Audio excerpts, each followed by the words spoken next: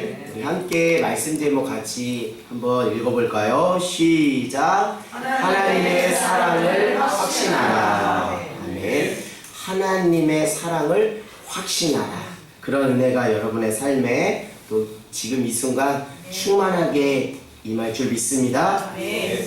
여러분들 살아가다 보면 나 자신에 대해서도 돌아봐야 되고 또 우리 주변을 돌아보게 됩니다. 그러면서 인생이 무엇인지 또 수많은 인생의 그 여정 속에서 하나님이 나에게 무엇을 원하시는지 우리가 알 수 있습니다. 우리가 정말 의미 있는 삶을 살기 위해서는 자기 안에 갇힌 것이 아니라 사방을 둘러보면서 지금 세상은 어떻게 흘러가고 있는지 어디를 향해 지금 가고 있는지를 볼 수 있는 그 안목이 있을 때 그곳에서 하나님의 어떤 숨은 뜻 그리고 그 속에서 우리가 어떻게 리더로서의 그 역할과 사명을 감당할 수 있을지 그 길이 나옵니다.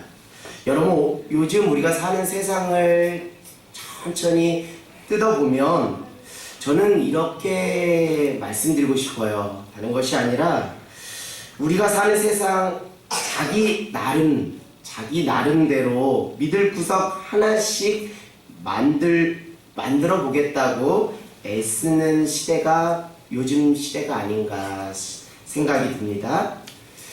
이 모양 저 모양 열심히 살아가는데 과연 무엇을 위해서 열심히 사는가 이렇게 면면을 들여다보니까 믿을 구석 하나를 마련해 보기 위해서 그렇게 애쓰는 건 아닌가라는 생각을 해보게 됩니다. 혹자는 돈을 믿을 구석이라 생각해서 돈을 열심히 모으죠. 그러면 이제 마음이 든든하다라고 생각합니다. 또 어떤 사람은 사람을 믿을 구석이라 생각해서 인간관계를 잘 유지하는데 열심을 내죠. 그래야 뭔가 든든하다라고 생각하죠. 또 어떤 사람은 건강을 믿을 구석이라 생각해서 건강관리에 열심을 냅니다. 그래서 그것이 나로 하여금 든든하다라고 생각하게 되겠죠. 여러분 무엇 때문에 지금 든든하십니까? 무엇이 여러분 안에 꽉 박혀서 무엇 때문에 든든하십니까? 여러분의 믿을 구석이 있다면 그것이 도대체 무엇입니까? 사회가 불안하면 불안해질수록 사람들은 지푸라기 하나라도 잡는 심정으로 여기저기 내가 믿을 구석이 없나라고 찾아다닌다고 합니다. 그런 현상이 언제 가장 많이 나타나냐면 연초에 많이 나타나죠. 믿을 구석 없나 하고 이렇게 돌아다니는 모습이 연초에 많이 나타납니다. 제가 지금 얘기하는 이 이야기에 대해서 놀라지 말고 그냥 초연하게 들어주시면 감사하겠습니다. 신년 초에 사람들은 믿을 구석을 찾아 무엇을 보러 가냐면 신년 운수를 보려고 점집을 많이 찾아간다고 해요. 근데 여러분 그거 아십니까? 그 와중에 거기에 드나드는 무리 중에 교회를 다니는 사람들이 정말 많다는 아주 안타까운 놀라움을 금하지 못할 소식이 있습니다. 일평생 교회는 다녔죠. 그러나 정작 자신의 삶의 구원의 문제에 있어서 예수님은 그들에게 믿을 구석이 되지 못했기 때문에 참으로 씁쓸하고 안타까움을 자아낼 뿐입니다. 사랑하는 여러분, 여러분 옆에 여러분이 믿고 의지하기에 너무도 충분한 주님이 계십니다. 아멘.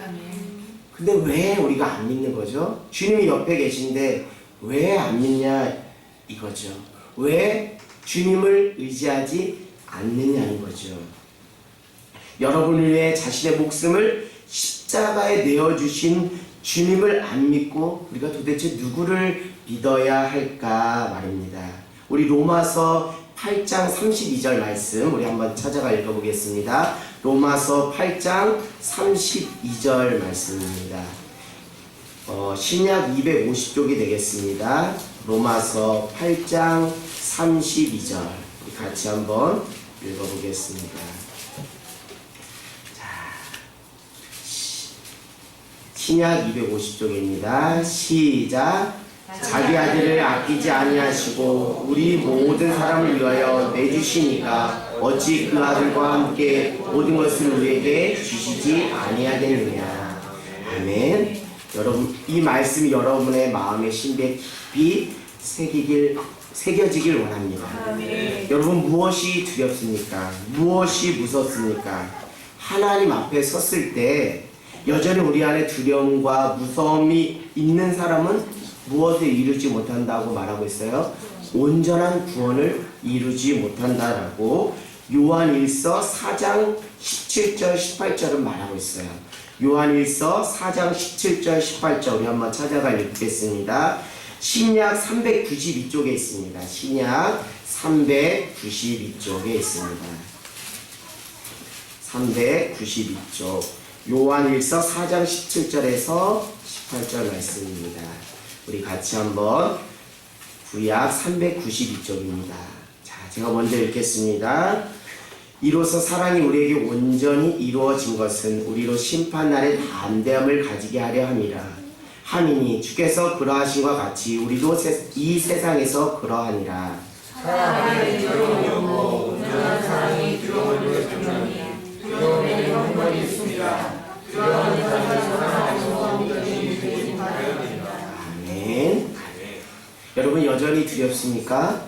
여전히 불안합니까?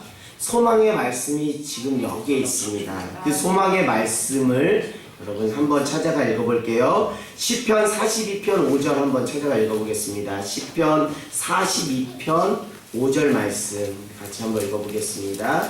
시편 42편 5절 구약 833쪽이 되겠습니다. 구약 833쪽 우리 같이 한번 읽어보겠습니다. 같이 합독하겠습니다. 시작. 내 영혼아 내가 어찌하여 낙심하며 어찌하여 내 속에 불안해하는가. 너는 하나님께 소망을 두라. 그가 나타나 도우심으로 말미암아 내가 여전히 찬송하리로다. 아멘. 이 말씀이 여러분에게 소망의 말씀이 되길 원합니다. 소망 되신 그 하나님 바라봄으로 여러분 안에 두려움 대신 평안으로 충만하기를 원합니다. 자, 오늘 말씀 우리 이사야서 26장 3절 우리 한번 같이 찾아가 읽어볼까요? 996쪽입니다. 이사야서 26장 3절 996쪽 우리 같이 3절 합독하겠습니다. 시작. 주께서 심지가 견고한 자를 평강하고 평강하도록 지키시리니 이는 그가 주를 신뢰하여 있느니라. 아멘. 아멘. 여러분, 오늘 이 말씀 여러분 다 그 의미를 익히 다 잘 알 거라 믿습니다. 몇 가지 여러분의 이해를 돕기 위해서 제가 말씀해 보겠습니다. 주께서 심지라는 거 우리가 이해할 수 있게 무엇이 마음이 견고한이라는 뜻은 한결같은 이란 뜻입니다. 심지가 한결같은 자는 어떻게 한다고요? 평강하고 평강하도록 지키시리니. 결국 주님께서 무엇을 주신다고요? 평강을 주신다. 다른 말로 말하면 평안을 허락해 주신다라는 거예요. 근데 왜 이런 평안을 얻을 수 있는지 그 원리, 그 기저가 나와 있는데 뒤에 보니까 이는 그가 주를 어떻게 함이라? 신뢰함이라. 주님을 신뢰하였더니 그 심지가 견고함으로 주님께서 그 인생 가운데 뭐 했다고요? 평강을 주셨다. 평안을 허락해 주셨다. 왜요? 그가 주님을 어떻게 했기 때문에? 신뢰하였기 때문에. 신뢰한다는 것은 다른 말로 말하면 주님을 의지했다는 거죠. 주님을 의지했다는 것입니다. 주님을 전적으로 의존했다는 거예요. 절대 의존했다는 거예요. 전적으로 주님을 믿었다는 것이죠. 전적으로 주님께 모든 것을 다 어떻게 했다는 거예요? 내어 맡겼다는 것을 말합니다. 결국 주님은 주님을 전적으로 믿고 의지하는 마음의 중심을 가지고 한결같이 살아가는 자에게 하나님은 무엇을 허락해 주신다고요? 평안을 주신다. 오늘 그 평안이 여러분의 평안 되기를 주님으로 간절히 소망합니다. 자, 오늘 이 말씀에서 우리가 영적인 원리를 한 가지 발견할 수 있어요. 결국 그 주님께서 주시는 그 평안이라는 것은 어떤 부분에 문제라는 거예요? 내 마음의 중심에 대한 부분의 문제라는 거예요. 그것이 본질이라는 것입니다. 이 평안이라는 것이 내 마음의 중심이 어떤가에 따라서 평안이 올 수도 있고 안 올 수도 있다는 거죠. 결국 어떤 것이냐면 환경이라는 외부적인 요인 때문에 그것이 어떤 본질적인 영향을 미쳐서 내가 평안하고 안 평안하고가 아니라 그 이전의 본질적으로 내 무엇이 관건이라고 해요? 내 마음의 중심이 관건이라는 거예요. 결국 내 마음의 중심이 누구를 신뢰하는 심지가 견고한 자, 주님을 늘 항상 신뢰하는 그 심지가 견고한 마음이 한결같은 자에게 주님은 오늘도 그 인생 가운데 무엇을 주신다고요? 평안을 주신다. 저는 어떤 사람이 가장 행복한가라는 생각을 해봅니다. 정말 젊은 시절 화려한 그 인생의 꽃을 다 피워본 그 인생이 그 마지막 노년의 때 정말 그 가로수 그늘 아래 인생에 아무런 시름 없이 그저 스쳐가는 바람에 기분 좋게 그저 앉아서 흘러가는 그 인생과 구름을 바라보는 그 인생이야말로 가장 평안하다라는 생각이 듭니다. 왜요? 그 중심에 무엇이 틈타지 않기 때문에 염려, 근심, 걱정이 틈타지 않아요. 오직 그 주님으로 인하여 그 인생이 평안하기 때문에 여러분 어떤 인생으로 마치길 원합니까? 저는 그렇게 인생을 마쳤으면 좋겠어요. 제가 이렇게 주변을 돌아보면 그 인생의 말년의 때에 정말 참된 복을 누리는 분들이 계신 걸 보면 어떤 분이냐면 인생 말년에 예수님 잘 믿고 그 얼굴에 온함이 드러나고 그 인생의 그 흔적이 얼굴에서 고스란히 예수의 향기가 고스란히 그 마음의 평안으로 충만한 삶을 살아가는 사람이 가장 복되고 행복한 사람이다라는 생각이 듭니다. 사랑하는 여러분, 그 평안의 복이 여러분의 삶에, 여러분의 중심에, 또 여러분의 얼굴에 현연히 드러나는 놀라운 은혜가 있게 되기를 주님의 이름으로 간절히 소망합니다. 요즘 평안한 사람 찾아보기가 참 어려운 시대가 된 것 같아요. 그래서 제가 이렇게 계속적으로 말하는 것 같습니다. 하나님이 이런 성경에 이런 말씀을 하시죠. 이 성에 구원받을 자가 몇 명이나 되겠는가? 이 성에 의인이 도대체 몇 명이 되겠는가? 아브라함이 소돔과 고모라를 향해 그 조카 롯을 구하려고 할 때 그 천사, 그 주님께서 아브라함에게 이렇게 물어보니 이 성에 구원받을 의인 50명이 있느냐? 없습니다. 45명이 있느냐? 없습니다. 40명이 있느냐? 없습니다. 30명, 20명, 10명. 여러분, 저는 전도를 하면서 제가 전도지를 뽑고 마지막 기도하는 기도 제목이 있습니다. 주님, 이 성에 믿는 자가 더하게 하여 주시옵소서. 또 어느 때는 이런 탄식의 소리가 나옵니다. 주여, 이 오산 땅에, 이 성에 도대체 믿는 구원의 백성들이 얼마나 됩니까? 라는 스스로 하나님이 주시는 그 탄식의 소리가 나올 때가 있습니다. 사랑하는 여러분, 이 성 안에 믿는 자가 얼마나, 구원받을 자가 얼마나 되겠습니까? 이 성 안에 하나님께서 믿음으로 인정하는 믿음의 사람, 의인이 몇 명이나 되겠습니까? 저는 다시 오늘 이 말을 오늘날 상황에 맞춰서 이렇게 다시 질문을 던져볼까 합니다. 하나님은 오늘도 이 성 안에 이 수많은 사람들 중에 평안한 자가 몇 명이나 되겠냐 물어보지지 않을까 나름 생각해 봅니다. 사랑하는 여러분, 요즘 여러분들이 주변을 돌아보면 평안한 사람 찾기 쉬운가요? 어려운가요? 그만큼 어려운 것이 오늘날 우리가 사는 현실입니다. 오늘 주님께서 참으로 인정하시는 그 참된 믿음을 소유한 사람의 특징이 오늘날 시대적 상황에 비춰보면 평안을 가지고 평안을 누리며 살아가는 사람이 아닐까라는 생각을 해보게 됩니다.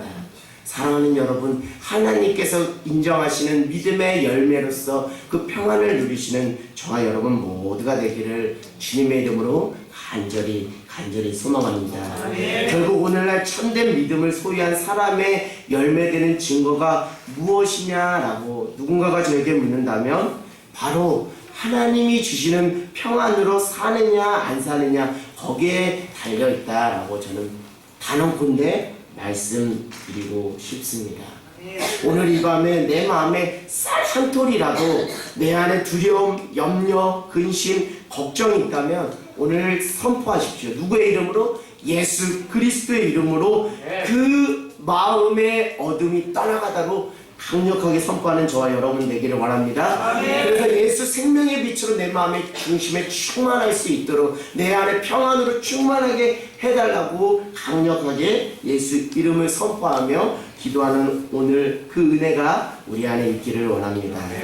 여러분이 이사야서 26장 4절 말씀 한번 같이 읽어볼까요? 시작. 너희는 여호와를 영원히 신뢰하라. 주 여호와는 영원한 반석이시로다. 아멘. 영원히 신뢰하라는 것이죠. 오늘 영원히 신뢰하라는 겁니다. 결국 한결같이 주님만 바라보라는 거예요. 주님께 시선을 고정하라는 겁니다. 한명하지 말라는 것이죠. 그런 의미로 저는 이 말씀 구절을 읽어보았습니다. 오늘 주님은 우리에게 무엇이 된다고 말하고 있죠? 주 여호와는 영원한 무엇이다? 반석이십니다. 여러분 반석이라는 것은 우리가 일반적으로 이해하기에는 무엇이죠? 바위, 이런 돌, 이런 것이 반석 아닙니까? 그러나 상징적인 의미가 있어요. 이 반석이란 그 단어의 상징적인 의미는 무엇이냐면 피난처라는 그 의미가 있습니다. 결국 무엇이죠? 주는 영원한 나의 반석이다 라는 것은 주 여호와는 영원한 나의 무엇이 되어 주신다? 피난처가 되어 주신다 라는 것이죠. 여러분 반석이라는 것이 히브리어로 추르라는 그 단어인데요. 이 구약에서 반석, 추르라는 단어가 가장 많이 나오는 성경이 있습니다. 어딜까요? 구약, 신약. 일단은 구약에 많을까요? 신약에 많을까요? 구약에 많죠. 그럼 구약의 어느 성경에 가장 이 단어가 많이 등장할까요? 딩동댕동 맞습니다. 시편에 24번이나 이 히브리어로 추르, 반석이라는 단어가 24번 나오는 거죠. 근데 여러분 시편은 누가 썼다고 흔히 우리가 잘 알고 있죠? 다윗이 썼다고 잘 알고 있어요. 여러분 다윗의 인생을 보면 늘 어떤 인생입니까?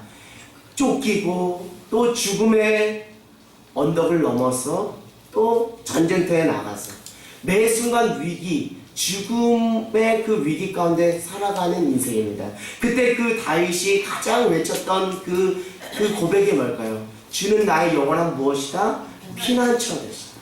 그 피난처의 단어가 무엇이라고? 반석, 추르라는 거예요. 여러분 우리의 인생 전쟁터 같지 않습니까?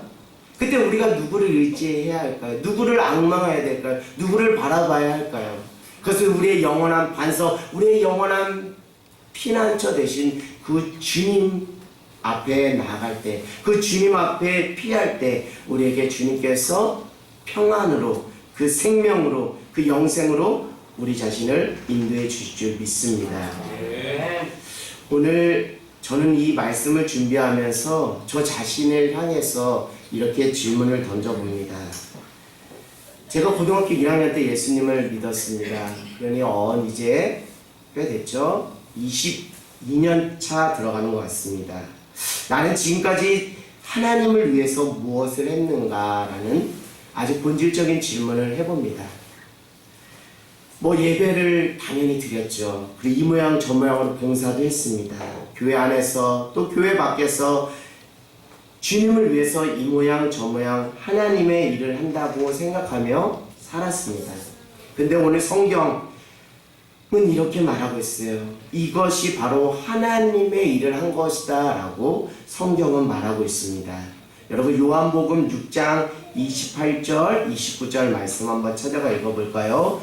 요한복음 6장 28절 29절 신약 153쪽에 있습니다. 신약 153쪽 요한복음 6장 28절에서 29절 저는 오늘 이 말씀을 보면서 내가 정말 본질을 붙잡고서 정말 주님의 일을 해야겠구나라는 생각을 하게 되었습니다.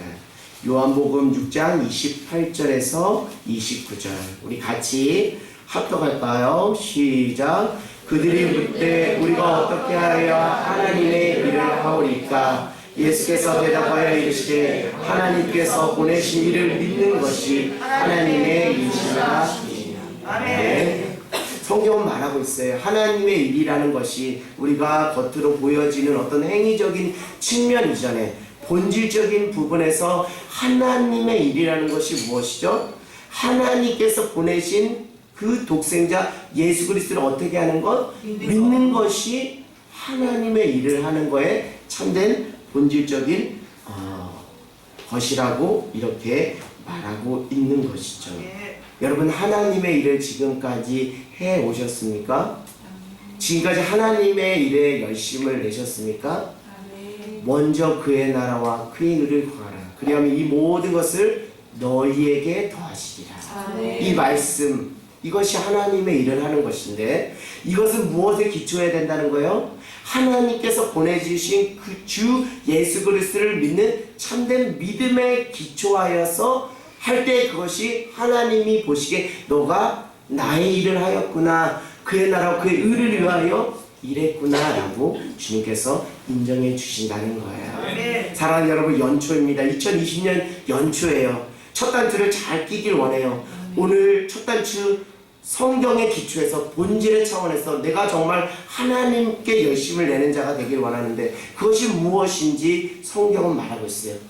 무엇에 기초하여? 예수 그리스도를 믿는 믿음에 기초하여 믿음으로 행하는 것이 하나님의 일이라고 말하고 있는 것이죠. 그렇다면 이사야서 26장 3절에서 4절의 말씀의 표현대로라면 이사야서 26장 3절에서 4절의 표현대로라면 우리가 하나님의 일을 한다는 것은 어떤 것을 의미하는 거죠? 내가 영원히 누구를 신뢰하는 것? 주 여호와를 신뢰하는 것. 그것이 하나님의 일을 하는 것이라는 거예요. 제가 무슨 행위적인 부분에서 여러분 뭐 교회에서 뭐 청소든 뭐 설거지든 주방이든 뭐 이런 행위적인 부분을 여러분에게 나열하려고 하는 것이 아니라 그 이전에 그것 같은 모든 수많은 행위의 기저에 무엇이 있어야 된다고요? 믿음으로 해줘야 된다. 예수 그리스도를 믿는 그 믿음의 기초에서 오늘 이사야서 26장 3절에서 4절의 표현으로 말하면 누구를 신뢰하는 마음으로 누구를 신뢰하는 그 심지 중심을 가지고 주 여호와를 신뢰하는 것. 왜 그럴까요? 왜 그럴까요? 내 능력을 의지하지 않고 내 경험치를 자랑하지 않고 누구를 신뢰할 때 주 여호와를 신뢰하고 의지하고 그분께 전적으로 의존하고 모든 것을 맡길 때 우리가 교만으로 치닫는 것이 아니라 그 모든 것조차 다 누구에게 영광을 돌릴 수 있는 것이요? 주 하나님께 영광을 돌릴 수 있어요. 내가 한 것이 아닙니다. 주님께서 하신 것입니다. 주님의 은혜로 한 것입니다. 그러니까 내 영광이 아닙니다. 주님의 영광입니다. 라는 최종적인 결과물을 하나님께 올려드릴 수 있는 거예요. 그럴 때 비로소 우리가 저 사람 진짜 하나님의 일을 감당하는구나 라고 하나님께서 인정하는 것이죠. 여러분 하나님의 일을 하십시오. 사람의 일을 하지 마시고 하나님의 일을 하십시오. 제가 안타까운 것은 다른 것이 아닙니다. 하나님의 일이라는 어떤 그 드러나는 그런 모든 행위들, 예를 들면 예배라는 것, 예를 들면 뭐 봉사라는 이 하나님께서 하나님의 일을 하라고 그렇게 창구를 열어주셨는데 이것이 하나님의 일이 되지 않고 도리어 사람의 일로서 자기를 드러내는 수단화되는 그런 모습을 볼 때마다 가끔씩 속상하고 안타까울 때가 있어요. 사랑하는 여러분, 영성 그 실력은 다른 것이 아닙니다. 일상의 일상적인 모든 삶의 소재거리도 무엇으로 환원시키는 믿음? 하나님의 일이 되게끔 하게 하는 것. 그것이 참된 영성 실력 있는 자의 믿음인 줄 믿습니다. 지극히 작은 화장실의 쓰레기통 줍는 일조차도 그것이 사람의 일이 아니라 하나님의 주님의 몸된 교회를 세우고자 하는 그 순수한 마음을 가지고 한다면 그 모든 것이 다 무엇이 된다는 거예요? 하나님의 일이 된다는 거예요. 무엇에 기초해서 했기 때문에 믿음에 안에서 기초해서 했기 때문에. 사랑하는 여러분, 모두 사람의 일을 하는 열심 내는 인생이 아니라 하나님의 일에 열심 내는 결국 주님을 신뢰하는 것, 주님을 믿는 믿음 안에서 하는 것, 그것이 본질이 되어야 될 줄 믿습니다. 우리 요한복음 16장 9절 한번 우리 좀 오늘 말씀 찾느냐고 여러분 애쓰시는데요. 요한복음 16장 9절 말씀 한번 찾아가 읽어보겠습니다. 요한복음 16장 9절 말씀 같이 한번 읽어보겠습니다. 제가 왜 믿음에 기초해서 하는 것이 하나님의 일이냐, 그 성경에서 이렇게 말하고 있기 때문입니다. 우리 같이 한번 읽어볼까요? 요한복음 16장 9절 시작. 죄에 대하여 함은 그들이 나를 믿지 아니하느냐. 아멘.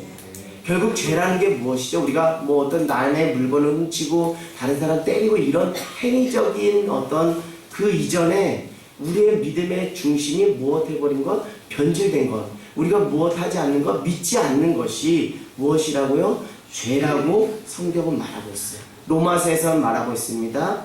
죄의 싹은 무엇이다고요? 사망이라는 거예요. 결국 믿지 않는 그 죄를 범하는 사람의 싹은 무엇이라고요? 사망이라는 거예요. 오직 의인은 믿음으로 말미암아 살리라고 말하고 있듯이 결국 믿지 않고 하는 그 죄는 그 싹은 사망인 거예요. 영생이 아니라 무엇이라고요? 영벌이라는 거예요. 사랑하는 여러분, 믿음으로 하는 저와 여러분 모두가 되기를 원합니다. 2020년 새해 여러분의 인생의 첫 단추를 깰 때 모든 일을 함에 있어서 믿음에 기초하여 하는 모든 인생이 되기를 주님의 이름으로 간절히 소망합니다. 여러분, 많은 그 사람들의 그 문제의 요소 중에 하나가 무엇이냐면 인간관계더라고요. 인간관계 속에서 모든 문제들이 다 이렇게 드러나는 것 같아요. 어떤 가정 안에서든 어떤 직장에 어떤 그 교우 관계든 어떤 목회자와 성도의 관계, 모든 어떤 그 문제의 그 하나의 축이 바로 인간관계라는 거예요. 그만큼 우리가 인간관계에 정말 그 신경이 안 쓰일래야 안 쓰일 수 없죠. 제가 예전에 학교에서 사역할 때 얘들아 너희들이 고민거리를 쪽지에 써서 제출해봐라 했더니 거의 80%가 인간관계더라고요. 그 어떤 같은 친구, 학기 초에 친구를 사귀어야 되는데 그 친구를 사귀어야 되는데 그런 어떤 어려움 때문에 뭐 여러 가지로 그 가정의 문제, 그 다 인간관계에 해당하는 것이죠. 자, 그런데 여러분 왜 인간관계 속에서 문제가 생기고 그것이 틀어져 버리는지 아세요? 왜 그런지 아세요? 이것이 단지 믿음이라는 것이 하나님과 나의 관계만 얘기하는 것이 아닙니다. 무엇 해주지 않기 때문에, 서로가 서로를 향해서 무엇 해주지 않기 때문에, 믿어주지 않기 때문에, 신뢰해주지 않기 때문에 거기서 인간관계에 문제가 생기는 것이죠. 믿음이 없는, 신뢰가 기초하지 않은 관계로 말미암아 가정, 지체, 친구, 직장 동료, 남녀 등등 모든 관계가 어그러지게 됩니다. 여러분, 어떤 분이 제가 이제 몇 년 전이죠. 벌써 5년, 6년 전에 제가 이제 결혼할 사람이 생겨서 제가 결혼한다고 하니 어떤 분이 저에게 이런 조언을 해주시더라고요. 결혼 생활에 있어서 무엇이 가장 중요하다라고 생각하십니까? 그때 저는 뜨거웠습니다. 그 어떤 그 연애의 어떤 뜨거움이 있었죠. 그러니까 당연히 뭐라고 말할 가능성이 클까요? 사랑이죠. 머리도 사랑이 최고입니다 하면서 사랑을 얘기했죠. 그때는 그분이 이제 연륜이 좀 있으신 분이었어요. 그분이 저에게 이런 말을 하더라고요. 그러나 우리 전도사님, 사랑이 사랑으로서 지켜지려면 서로에 대한 무엇이 있어야 돼? 신뢰, 믿음이 있어야 그 사랑도 사랑으로서 지켜지는 거예요 라고 저렇게 이야기를 하더라고요. 저 이제 결혼 한 자릿수 5년 차입니다. 여러분들 앞에 명언 내미기도 부끄러운데요, 제가 5년 동안 결혼 생활을 해보니까 그 말이 정말 틀린 말이 아니더라고요. 정말 그 말에 공감이 되고 절실히 깨달아지게 되더라고요. 결국 인간관계에서 믿음으로 하지 않으면 자연스럽게 우리의 마음에 무엇이 생기냐면 상대방에 대한 미움, 시기, 질투, 원망이 생겨요. 그럼 결국 우리가 그 미움으로 무엇을 짓는 우를 범하는 거죠? 죄를 짓는 우를 범하는 거예요. 결국 인간관계에서 혹시 남편하고 자녀하고 여러 가지 그 지금 삐그덕대고 있어요? 그럼 잘 여러분 영적으로 한번 진단해 보세요. 자, 왜 그런가? 왜 아내와 나는 왜 갈등이 있는가? 왜 자녀와 나는 갈등이 있는가? 왜 남편, 아내와 갈등이 있는가? 왜 주변 사람들과 왜 갈등이 있는가? 잘 들여다보세요. 내가 상대방을 뭐 해주지 않았기 때문에, 그냥 전적으로 신뢰해주지 않았기 때문에, 어떤 이유에 불문하고 신뢰해주지 않았기 때문에 거기서 문제가 생기고, 그 미움, 시기, 질투로 남편을 자꾸, 주변 사람들 자꾸 미워하는 죄를 범하는 것이죠. 늘 믿음으로 인간관계, 신뢰로 인간관계를 하지 않으면 문제의 원인을 자꾸 어디서 찾으려고 그러죠? 나에서 찾으려고 하는 것이 아니라 타인에게서 찾으려고 하는 이기심이 발동하는 거예요. 여러분 공감이 되시나요? 여러분 자신을 한번 돌아보십시오. 내가 남편, 내가 아내, 내가 자녀, 내가 누군가를 자꾸 신뢰하지 않고 미워하면 그 경향성이 어디로 가냐면 내가 문제가 아니라 타자가 문제라는, 자꾸 남에게서 원인을 찾으려고 하는 이기심이 발동하게 된다는 것이죠. 사랑하는 여러분, 기독교가 말하는 신앙, 믿음의 본질은 무엇이냐면 이해되니까 믿는 것입니까? 이해되니까 믿는 것입니까? 그게 아니에요. 이해돼서 믿는 것이 아니라 눈에 보여서 믿는 것이 아닙니다. 의심 많은 도마를 향해 예수 그리스도께서 말씀하셨듯이 뭐하지 않고 믿는 것이 복되도다, 보지 않고 믿는 것이 복되도다 라고 말하고 있어요. 결국 우리가 믿으니까, 그냥 단순히 순종함으로 믿으니까 무엇이 되는 거예요? 이해가 되더라. 믿으니까 보이지 않는 그 영적 세계가 보이더라, 길이 보이더라 라는 것이죠. 그게 진짜 신앙이고 참된 믿음인 것이죠. 인간관계도 똑같습니다. 상대방을 믿어주거나 서로에 대한 이해의 폭이 더 넓어지면 우리가 지금 겪고 있는 그 관계 모든 것들은 다 해결함 받을 수가 있는 거예요. 근데 그렇지 못해서 문제라는 것이죠. 그런데 거꾸로 나를 이해시켜 보세요. 나를 이해시켜 보세요 라는 식으로 그렇게 하면서 내가 이해가 돼야 당신을 믿을 수 있을 거예요 라는 식으로 인간관계를 맺는다면 그 인간관계 속에 무엇이 없을까요? 화평은 찾아올 수가 없어요. 그 가정은 평안할 수가 없어요. 남편한테, 아내한테, 자녀한테 믿을 구석이 있는지 좀 보여줘 이런 식으로 하면서 그럼 내가 믿을게 라는 식으로 접근한다 그러면 그 가정은 여느 세상의 그 가정과 똑같습니다. 그렇지가 않아요. 믿음의 그 본질과 신앙의 참 본질의 차원에서 말씀드리면 이해할 구석이 있어서 그 사람을 신뢰하는 것이 아니라 신뢰하고 믿어주니까 그 사람을 이해하는 폭이 어떻게 된다고요? 넓어지고 관용을 베푸고 품어줄 수 있는 거예요. 이것이 하나님과 관계, 인간과의 관계에서도 동일하게 적용되는 것이죠. 그럴 때 관계 속에서 무엇이 평화, 피스, 평화가 임하는 것입니다. 사랑하는 여러분, 본질을 붙잡고 신앙생활하는 저와 여러분 모두가 되기를 원합니다. 참된 믿음을 가지고 신앙생활 하기를 원합니다. 결국 참된 믿음은 어디서 올까요? 참된 믿음은 어디서 올까요? 참된 믿음은 어디서 올까요?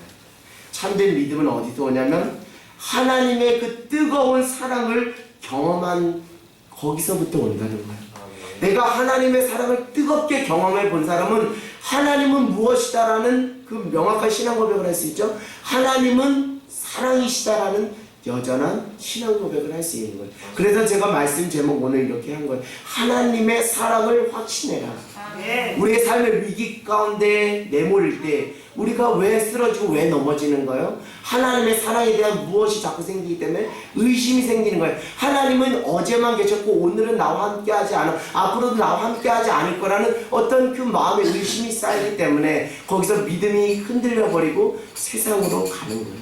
사랑하는 여러분, 여러분의 그 믿음의 기초 안에 무엇이 있습니까? 하나님이 여러분에게 베풀어진 그 뜨거운 사랑, 감격적인 사랑, 그 거부할 수 없는 그 사랑을 맛본 사람은 하나님 앞에 참된 믿음으로 반응할 수 있다는 것이죠. 하나님께서 독생자 예수 그리스도를 통해서 나를 정말 얼마나 사랑하셨는지 그 사랑의 깊이와 넓이를 절실하게 깨닫는 사람은 오늘도 그 심지가 견고하여서 한결같이 주님을 신뢰함으로 주님께서 주시는 평안과 평안을 누리는 그 은혜를 허락해 주실 줄 믿습니다. 왜 자꾸 믿음이 식어요? 왜 믿음이 싸늘해지는지 알아요? 그 안에 무엇이 사그라들었기 때문에 하나님에 대한 사랑, 하나님에 대한 그 뜨거운 사랑이 식어져 버렸기 때문에. 그래서 성경은 말합니다. 처음 사랑, 처음 행위를 회복하라는 거예요. 왜요? 그것이 회복되지 않는 한 여러분의 믿음이 자랄 수가 없기 때문입니다. 왜요? 하나님은 우리에게 은혜로 무엇을 주셨죠? 믿음의 씨앗을 주신 거예요. 이것은 여러분, 내가 예수님을 믿고 싶어서, 내가 내 의지로 예수님을 믿고 싶어서 믿었습니까? 아니에요. 어느 시점에 되니까 자연스럽게 예수님이 믿어졌어 라는 고백을 하는 것은 무엇이냐면, 내가 내 의지로 믿은 것이 아니라 하나님이 은혜의 씨앗, 믿음의 씨앗으로 내게 씨앗을 넣어줬기 때문에 어느 순간 주님을 나의 구주로 자연스럽게 영접하는 것이죠. 그러나 거기서 끝나는 것이 아닙니다. 믿음에서 믿음으로 이르게 해야 되는 거예요. 결국 하나님께서 은혜로 우리에게 믿음의 씨앗을 주었다면 그 씨앗이 씨앗으로만 남는 것이 아니라 어떻게 돼야죠? 잘 심겨져서 그것이 싹이 트고 꽃이 피고 열매가 돼야겠죠. 여러분, 그 믿음의 씨앗을 여러분의 심령, 여러분의 마음밭에 심어주셨어요. 그러면 이제 여러분의 사명, 여러분의 본분은 무엇이죠? 주님의 은혜로 주신 그 믿음의 씨앗을 어떻게 해야 돼요? 잘 관리해. 농구처럼 잘 관리해야 돼요. 그러려면 어떻게 해야 되겠죠? 그 밭이 어떻게 해야 돼요? 비옥해야겠죠. 영양분이 공급돼야겠죠. 그 영양분이 바로 무엇이라고요? 하나님의 사랑인 거예요. 하나님의 사랑이 공급되지 않는 믿음은 자랄 수가 없어요. 싹은 있지, 씨앗은 있지만 발화되지 않고 열매 맺을 수가 없어요. 사랑하는 여러분, 여러분의 믿음이 지금 싸늘해져 있다면 다시 주님이 여러분에게 베풀어줬던 그 주님의 완전한 사랑의 깊이 속으로 완전히 들어가십시오. 그래서 그 사랑의 영양분을 받으십시오. 그러면 그 믿음이 정체됐던 믿음이 다시 자라서 열매 맺는 믿음으로 자라날 줄 믿습니다. 여러분, 하나님의 사랑을 깊이 경험하십시오. 하나님의 사랑을 맛보아 아십시오. 그 사랑이 얼마나 좋은지 이루 형언할 수가 없어요. 바다를 먹물 삼아도 다 쓸 수 없다라고 찬송가는 말하고 있잖아요. 사랑하는 여러분, 마태복음 24장 12절에 이렇게 말하고 있어요. 마태복음 24장 12절, 불법이 성함으로 많은 사람의 사랑이 식어졌느니라. 불법이 성함으로 많은 사람의 사랑이 식어졌느니라. 저는 이 말씀 구절 앞뒤를 바꿔도 말이 되겠다 싶어서 다시 바꿔서 여러분에게 말씀드립니다. 결국 사람들의 사랑이 자꾸 식으니까 불법이 일어나더라. 마지막 때 사랑을 빼앗기면 우리가 무엇을 행하는 자로 살아갈 수밖에 없다고요? 불법을 행하는, 범죄하는 자로 밖에 살아갈 수 없다. 오직 의인은 믿음으로 말미암아 산다라고 말해요. 마지막 때 우리가 믿음으로 살아야 주님 앞에 온전히 서는데, 이 온전한 믿음은 누구의 사랑에 커넥트 연결될 때, 주님이 나를 향해 비춰주신 그 사랑의 빛에 쪼임을 받을 때 우리가 그 사랑의 마음이 뜨겁고 사랑이 우리 안에 충만하여서 불법을 행하는 자가 아니라 사랑으로 선을 행하고 사랑을 실천하는 자가 될 줄 믿습니다. 결국 모든 인간 세상에서 나타나는 문제의 원인은 하나님의 사랑을 잃어버린 것에서 시작된다라고 저는 단언컨대 말씀드리고 싶어요. 예전에 경험했던 하나님의 사랑을 다 잃어버리고 하나님의 사랑에 대해 의심하는 것이 모든 문제의 원인인 것입니다. 제가 결혼 생활하면서 신혼초에 갈등이 있었어요. 왜 갈등이 있었을까? 내가 문제였어. 연애 시절에는 그런 거 있죠. 연애 해보셔서 연애 얘기만 하면 이렇게 좋아요. 연애해보면 상대방에게, 김가람 목사는 여전히 연애 중이라 아주 얼굴이 환하고, 연애할 때 어떤 사람에게 매력을 느끼죠? 나와 다른 모습이 있는 사람에게서 매력을 느껴요. 그것이 매력으로 느껴져서 연애할 때 아주 풍짝이 잘 맞아요. 근데 결혼하니까 싸워. 그 왜 그런지 알아요? 왜 싸우는지 알아요? 연애 때는 그것이 매력이었는데 결혼 생활하니까 그것이 다르고 성격 차다 뭐다 하면서 싸우는 거예요. 근데 성격 차이, 다른 게 문제가 아니라 내 안에 무엇이 식은 게 문제예요? 사랑이 식은 게 문제예요. 사랑하는 여러분, 우리 세상 사는 모든 문제의 원인, 우리 신앙인들은 이렇게 적용하길 원합니다. 내 안에 하나님의 사랑이 식음으로 문제가 되는구나. 여러분 오늘 간절하게 주님 앞에 기도하십시오. 주여 나의 사랑 없음을 불쌍히 여겨주시옵소서. 나를 긍휼히 여겨주시오. 오늘 주의 사랑으로 완전히 나를 녹여주셔서 남편을 부어 삼게 하시고 아내를 부어 삼게 하시고 자녀를 부어 삼게 하시고 내가 원수된 그 자를 완전히 뿜을 수 있도록 주여 붙잡아 주시옵소서. 원수는 멀리 있지 않습니다. 한 입을 덮고자 하는 그 사람이 원수입니다. 웃는 사람은 뭔가 있는 것 같아요. 사랑하는 여러분, 사랑을 다시 회복하는 저와 여러분 모두가 되기를 원합니다. 하나님은 오늘도 여전히 당신을 사랑하십니다. 독생자 예수 그리스도를 십자가에 내어주신 하나님의 사랑을 확신하십시오. 확신하십시오. 확신하지 않는 것이 죄라고 성경은 말하고 있습니다. 그 사랑이면 여러분 절대 두려워하지 않습니다. 그 사랑이면 여러분은 이미 승리한 인생이 될 줄 믿습니다.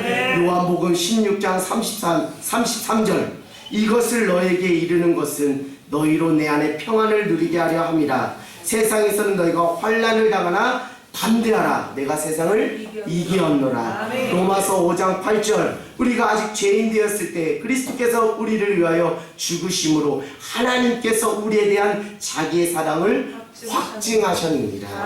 이제 말씀을 마치겠습니다. 사랑하는 여러분, 지금 무엇을 믿고 계십니까? 무엇을 의지하고 계십니까? 날 향한 하나님의 사랑을 확신 가운데 굳게 붙잡는 믿음의 사람이 되기를 바랍니다. 하나님이 주시는 평안으로 승리하는 은혜가 여러분의 있게 되기를 주님의 이름으로 간절히 소망합니다. 아멘.